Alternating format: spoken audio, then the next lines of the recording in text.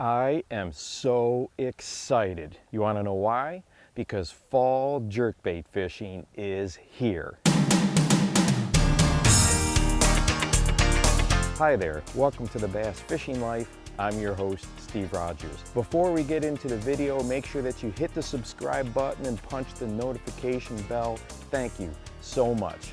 Well, today I am so pumped up because we are going to get on the water. We're already here, and we're going to be talking about fall jerkbait fishing, not with soft jerkbaits like we've done in an earlier video, but we're going to be using hard jerkbaits today. It is such a great way when that water temperature gets down into the mid to low 60s to go out and catch some awesome fish. So that's what we're going to do. Let's go ahead and jump up onto the front of the boat and make it happen. Here we are right on the front deck of the boat, and we're going to be fishing some jerkbaits today. I like to call these slash baits because this time of year you can get really aggressive with them. So probably the number one thing I want to talk about with the jerkbaits today is that surface temp is right around 62 degrees. So once it gets like 65 and below, this bait can really shine. And as that water temperature drops all the way through winter and then into the spring, this bait still works really well, but you just have to alter the presentations with it. But one thing that I see all the time with a jerkbait, a hard jerkbait presentation, is oftentimes I see people not getting as much movement out of the bait as they could be. So let's go ahead and cast it out. And these jerkbaits cast so far.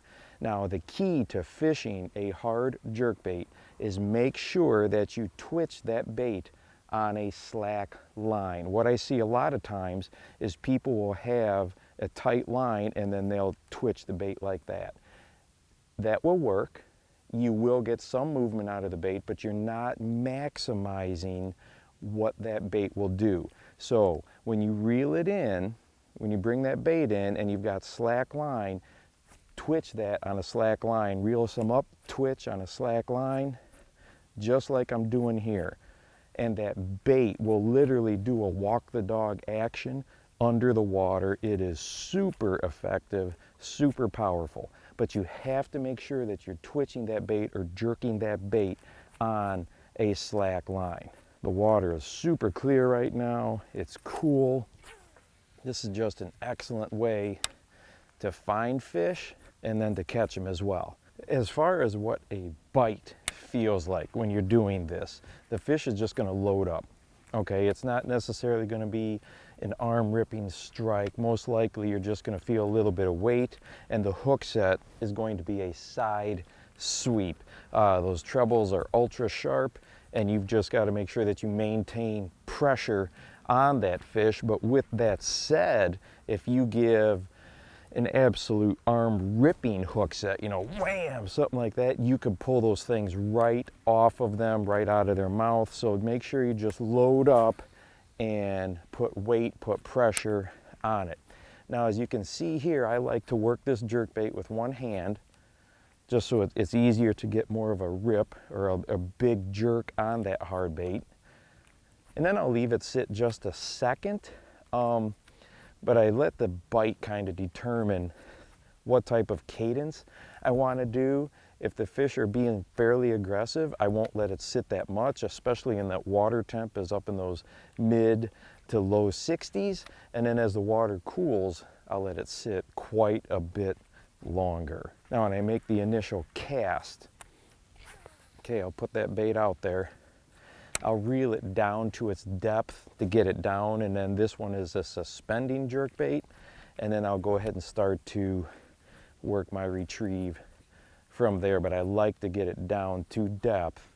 And remember, I'm maintaining a slack line so I get more side to side action. The reason you want to rip the bait on a slack line is because if this bait is coming to you and the line is tight, your side to side action will only be about that far. That's it. Because that line is tight, it stops that bait from sashaying to the side as far as it can. But if you jerk that bait on a slack line, you will get a full rotation of that bait under the water. And the other thing that a slack line does for you is that bait will dart and dash in a little less predictable pattern. So one time it may dash up here this direction, then down, then over, then up. It has more of an erratic action to it. If you keep a tight line, you're eliminating the potential of what that bait can do. So make sure, I can't say it enough, make sure that you rip this thing on a slack line. So I'm going to go ahead and reel it down, boom, pop it. And you can pop it once, 2 times, 3 times, whatever you want to do, and just let the fish tell you what they want on that particular day as far as the cadence, the rhythm that you impart into that bait. Now don't get me wrong, fishing a jerkbait can be absolutely exhausting. So if I fish it for a while and I don't get any strikes on it, I'll go ahead and then try something else and then maybe come back to it, because it definitely can be tiring on your forearms. Another thing to consider, now a lot of baits are what they call suspending. They're going to hold in a water column, but you may need to adjust it depending on the temperature of the water. When the water is warmer, it's less dense and that bait is going to drop quicker. When the water is colder, okay, it's denser or more dense, and that bait is more likely to hold in a single position. So if the bait does anything, I want it to drop just a slight bit. I don't want it to float up.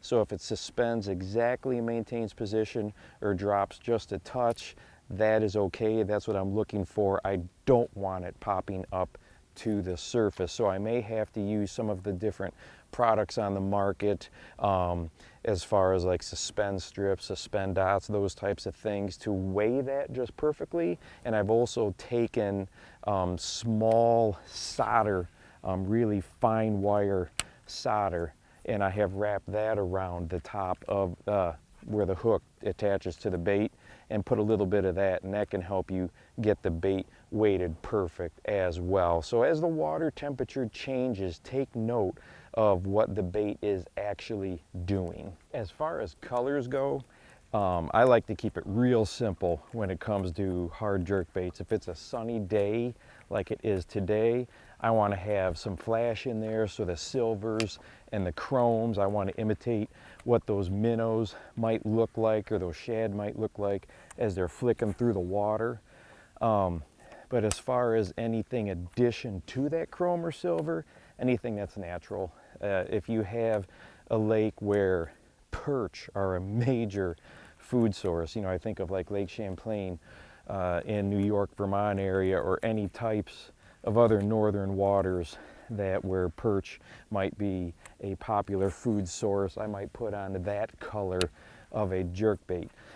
On the cloudier days, I'll usually stick with more your solid colors, more of the muted colors, but on the bright sunny days like this, I definitely want as much flash as possible. And so that's why I have on today, this is actually a sexy shad color, and it has a lot of flash and sparkle. When I'm looking for the type of cover that I'm going to fish with this, like right now, I'm also using it as a search bait. I want to locate where some fish are at. So I have picked a particular shoreline here that has a lot of structure changes. I've got shallow water dumping into deep water. I've got humps and islands out here behind me, so I can cover a lot of different structure variations quickly, and that'll help determine where those fish are sitting.